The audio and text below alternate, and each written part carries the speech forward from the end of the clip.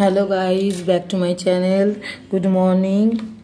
आज के करब आमरा माशरूम। सकाल सकाल रान्ना करब माशरूम। ये देखो, एटाके बोले माशरूम। कि सुंदर देखते, एटाके कि सुंदर देखते देखो।